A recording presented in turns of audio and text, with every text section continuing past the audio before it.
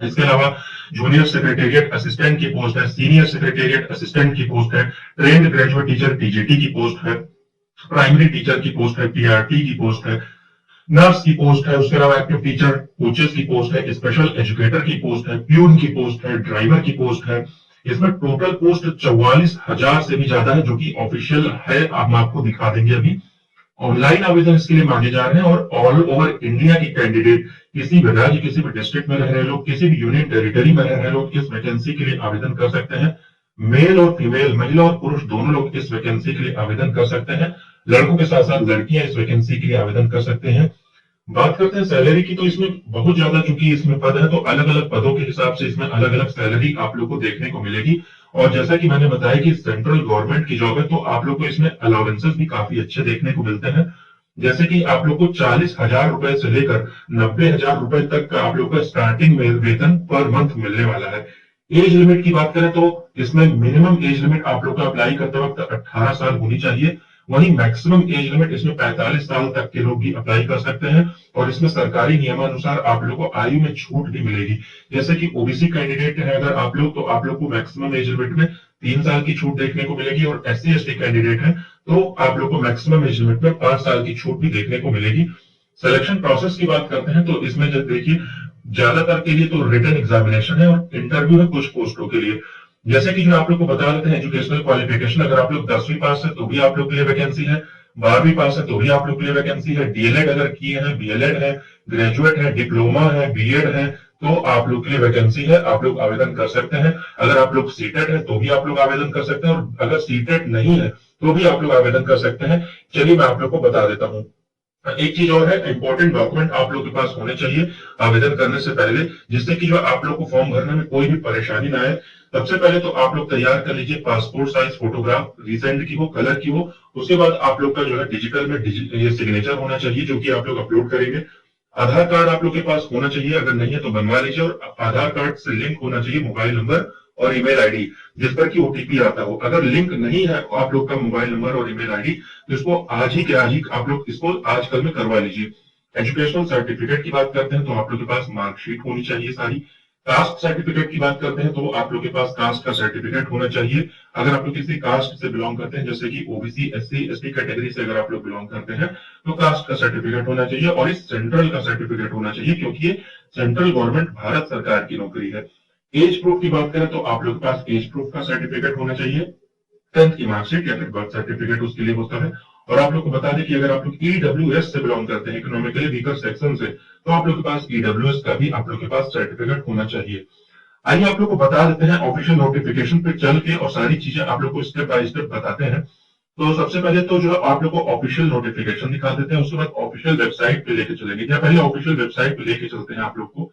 तो official website यहाँ आप लोग देख सकते हैं, रिक्रूटमेंट रूल, नया रिक्रूटमेंट रूल है ये आप लोग के सामने केंद्रीय विद्यालय संगठन केवीएस की जो है ऑफिशियल वेबसाइट मैंने आप लोग के सामने ओपन किया हुआ है। होम पे जाके रिक्रूटमेंट ऑप्शन होता है, रिक्रूटमेंट रूल, वहां पे हम गए हैं। इसके बाद डॉक्यूमेंट अवेलेबल देख सकते हैं, रिक्रूटमेंट रूल, और कब पब्लिश हुआ है, 03/20/2025, मतलब 20 मार्च 2025 को ये डॉक्यूमेंट आया है। तो ये कल ही का जो है रिक्रूटमेंट रूल है। व्यू और डाउनलोड जब करेंगे तो आप लोग के सामने आ जाएगा ऑफिशियल नोटिफिकेशन। अब जो हम ऑफिशियल जो है एक एक करके जानकारी देंगे, तो आप लोग धैर्य के साथ सुनिएगा, पेशेंस के साथ स्टेप बाय स्टेप सारी जानकारी देंगे। तो ये मैंने आपके सामने खोल दिया है केंद्रीय विद्यालय संगठन का जो है ये आप लोग के सामने टीचिंग और नॉन टीचिंग पोस्ट का रिक्रूटमेंट रूल। अब इसमें जो काफी सारी चीजें, एक तो पहली बात तो क्लियर हो गई, बहुत सारे लोग कह रहे थे कि जो केंद्रीय विद्यालय संगठन केवीएस की जो वैकेंसी आएगी, इसमें आप लोग को प्रीलिम्स देना पड़ेगा, फिर मेंस देना पड़ेगा, फिर इंटरव्यू देना पड़ेगा। तो इसमें जो सारी चीजें निराधार हो गई, ऐसा इसमें आप लोग को कुछ भी नहीं देना है। अभी जो है ये सारी चीजें हैं, आप लोग को बता देते हैं। जैसे टीचिंग पोस्ट के लिए अलग रिक्रूटमेंट रूल है, नॉन टीचिंग पोस्ट के लिए अलग रिक्रूटमेंट रूल है। टोटल जो है आप लोग को बता देते हैं कि इसमें 64 पेजेस, 64 पन्ने का जो है पूरा रिक्रूटमेंट रूल का नोटिफिकेशन है। अब स्टेप बाय स्टेप आप लोग को सारी जानकारी देंगे। देखिए इसमें असिस्टेंट कमिश्नर की पोस्ट का है, वाइस प्रिंसिपल का है, वाइस प्रिंसिपल का है, पीजीटी कंप्यूटर साइंस का है, पीजीटी हिंदी इंग्लिश का है, फिर PGT maths, physics, chemistry, biology, biotechnology, history, geography, economics, commerce. उसके बाद TGT Hindi, Sanskrit, English, page number 13-14, फिर TGT math, science, social studies, TGT arts education, TGT work experience, TGT physical and health education librarian का भी इसमें अलग से है, special educator TGT, head master PRT music का है, प्राइमरी टीचर का है जो काफी ज्यादा इसमें वैकेंसी है, स्पेशल एजुकेटर का है। तो ये मैं आप लोग को बता, और फिर ये सीनियर का अगर मैं बताऊं, junior translator, senior translator, senior secretariat assistant की पोस्ट है, जूनियर सेक्रेटेरिएट असिस्टेंट की पोस्ट है, काफी ज्यादा इसमें पोस्ट है, स्टाफ का ड्राइवर की पोस्ट है, प्यून की पोस्ट है। अभी जो मैं आप लोग को स्टार्टिंग में बताता हूँ, देखिए असिस्टेंट कमिश्नर और इन सब की पोस्ट को छोड़ देता हूँ क्योंकि जो है इसमें थोड़ा सा कम पोस्ट है, जैसे 500-600 पोस्ट है। आप लोग को मैं पीजीटी का सबसे पहले क्लियर कर देता हूँ। जैसे पीजीटी कंप्यूटर साइंस में बहुत सारे लोगों को इसमें प्रॉब्लम होती थी कि क्या वो बीटेक अप्लाई कर सकते हैं या फिर एमटेक अप्लाई कर सकते हैं, BSc computer science, MSc computer science. तो आप लोग देख लीजिए, सबसे पहले तो जो है इसमें जो 1196 पोस्ट है, 1196, और जो है आप लोग का लेवल 8 से इसमें नियुक्ति होगी, ग्रुप बी की सर्विस है। अब इन्होंने एजुकेशनल और अदर क्वालिफिकेशन इन्होंने क्लियर कर दिया है, तो इसमें कोई भी डाउट नहीं रह गया। जैसे अगर आप लोग एमएससी कंप्यूटर साइंस है, मैं बात कर रहा हूँ पीजीटी कंप्यूटर साइंस के लिए, या फिर एमसीए है उसके साथ साथ, या फिर अगर आप लोगों ने एमई एमटेक किया है कंप्यूटर साइंस में 50% मार्क्स के साथ, उसके बाद जो इन्होंने एक चीज जो है वो जोड़ दी है, जो कि पहले लोगों को डाउट होता था, बीएड की डिग्री। तो बीएड की डिग्री होना आवश्यक है, बीएड की डिमांड बढ़ रही है, 50% मार्क्स के साथ आप लोग के साथ बीएड होना चाहिए। तो और ये देख सकते हैं 100% बाय डायरेक्ट रिक्रूटमेंट। तो जितनी वैकेंसी मैंने अभी आप लोग को बताई है, जैसे इसका पीजीटी कंप्यूटर साइंस का 1196, तो ये 100% ये डायरेक्ट रिक्रूटमेंट के द्वारा भरा जाएगा।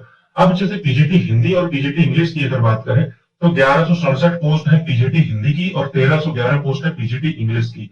इसमें भी एक चीज इन्होंने चेंज किया हुआ है, पहले की अगर आप लोग एमए हिंदी होते थे और बीए अगर मान लीजिए किसी भी फील्ड में होते थे, तो आप लोग जो है एमए ये पीजीटी हिंदी के लिए अप्लाई कर सकते थे। उसी तरीके से एमए अगर इंग्लिश की थे तो आप लोग अप्लाई कर सकते थे पीजीटी इंग्लिश के लिए। लेकिन इन्होंने चेंज कर दिया है कि आप लोग का, अगर आप लोग पीजीटी इंग्लिश के लिए अप्लाई कर रहे हैं तो मास्टर्स तो होना ही चाहिए आप लोग के पास, उसके साथ साथ ग्रेजुएशन में भी आप लोग को इंग्लिश होना कंपलसरी है। उसी तरीके से पीजीटी हिंदी के लिए अगर आप लोग अप्लाई कर रहे हैं तो मास्टर्स तो हिंदी में होना आवश्यक है, उसी के साथ साथ हिंदी जो है ग्रेजुएशन में भी होना आवश्यक है, और उसके साथ साथ बीएड की डिग्री आप लोग के पास जरूर से जरूर होनी चाहिए। अब जितनी पोस्ट मैंने बताया इसमें पीजीटी के लिए, पीजीटी इंग्लिश और पीजीटी हिंदी 1167 और 1311, तो इसको जोड़ लीजिए और इसका 66.67% डायरेक्ट रिक्रूटमेंट से होगा, और जो 33% है वो जो है लिमिटेड डिपार्टमेंटल एग्जाम होता है, सीनियोरिटी वाले वो लोग देते हैं। तो आप लोग को मैंने इसकी जानकारी दी। पीजीटी उसी तरीके से पीजीटी मैथ्स की जो है आप लोग देख सकते हैं 1323 पोस्ट है, पीजीटी फिजिक्स में 1402 पोस्ट है, पीजीटी केमिस्ट्री 1403 पोस्ट है, पीजीटी बायोलॉजी 1113 पोस्ट है, पीजीटी हिस्ट्री के 463 पोस्ट है। तो इसमें काफी ज्यादा इसमें अलग अलग पोस्ट है। ये पीजीटी का मैं बता रहा हूं। अब इसके बाद मैं आप लोग को बताऊंगा टीजीटी का। देख सकते हैं टीजीटी हिंदी के जो है 2264 पोस्ट है, टीजीटी संस्कृत के 1503 पोस्ट है, टीजीटी इंग्लिश के 2767 पोस्ट है। तो एक एक करके जब आप लोग इसको जो है जोड़ेंगे तो काफी ज्यादा इसमें वैकेंसी आ जाएगी। टीजीटी मैथ्स के जो है 2795 पोस्ट है, टीजीटी साइंस के 1859 पोस्ट है, टीजीटी सोशल साइंस के 2367 पोस्ट है। अभी एक चीज और इन्होंने क्लियर कर दिया है टीजीटी सोशल साइंस का, वो मैं आप लोग को बता देता हूं क्योंकि इसमें भी बहुत सारे लोगों को कंफ्यूजन होती थी। टीजीटी सोशल साइंस के लिए आप लोग का हिस्ट्री, ज्योग्राफी, इकोनॉमिक्स और पॉलिटिकल साइंस, ये 4 सब्जेक्ट है। इन 4 सब्जेक्ट में 2 सब्जेक्ट आप लोग का पढ़ा होना चाहिए। उसके साथ साथ एक चीज और बता देते हैं कि इसमें आउट ऑफ विच हिस्ट्री या ज्योग्राफी में आप लोग का 3 साल या 6 सेमेस्टर में होना चाहिए, और एज एन इलेक्टिव या फिर मेन सब्जेक्ट। और जो बचे 2 सब्जेक्ट है वो अगर आप लोगों ने 1 साल पढ़ा या 2 सेमेस्टर में, तो आप लोग का काम चल जाएगा। अभी ये जो मैंने बताया टीजीटी आर्ट एजुकेशन, ये है 1298 पोस्ट है। टीजीटी आर्ट के बाद टीजीटी वर्क एक्सपीरियंस में 1315 पोस्ट है। टीजीटी वर्क एक्सपीरियंस के लिए जो है आप लोग का बैचलर डिग्री इलेक्ट्रिकल मांगा है, बीएड भी इसमें मांग लिया है। उसके बाद जो आप लोग को टीजीटी पी एंड एचई के 1315 पोस्ट है, इसमें जो मांग लिया फिजिकल एजुकेशन, पीई का। फिजिकल एजुकेशन में अगर आप लोग हैं तो आप लोग आवेदन कर सकते हैं, इसमें बीपीएड वाले भी आवेदन कर सकते हैं, और 100% इसमें डायरेक्ट रिक्रूटमेंट के बेसिस पे। ये है जो मैंने आप लोग को बताया। इसके बाद लाइब्रेरियन के 1321 पोस्ट है, आप लोग देख लीजिए 1321 पोस्ट है। काफी ज्यादा वैकेंसी लाइब्रेरियन की है। Recruitment rule special educator TGT की पहली बार ये ले रहे हैं। स्पेशल एजुकेटर 493 पोस्ट है, और 493 में आप लोग को बता देते हैं इसमें बीएड होना चाहिए स्पेशल एजुकेशन में, उसके साथ साथ ग्रेजुएशन होना चाहिए, तो आप लोग इसके लिए आवेदन कर सकते हैं। और ये 100% बाय डायरेक्ट रिक्रूटमेंट है, मतलब कि जो है आप लोग डायरेक्ट इसमें जितनी पोस्ट है पूरी की पूरी डायरेक्ट रिक्रूटमेंट के द्वारा ही भरी जाएगी। हेड मास्टर की बात करते हैं तो हेड मास्टर के लिए जो है आप लोग का 802 पोस्ट है। 802 पोस्ट में जो है आप लोग को इसमें बता देते हैं कि ये 33% जो है लिमिटेड डिपार्टमेंटल और 66.67% प्रमोशन है। तो ये वाला छोड़ दीजिए हेड मास्टर के 802 पोस्ट। बाकी जितने पोस्ट है सब डायरेक्ट रिक्रूटमेंट के हैं।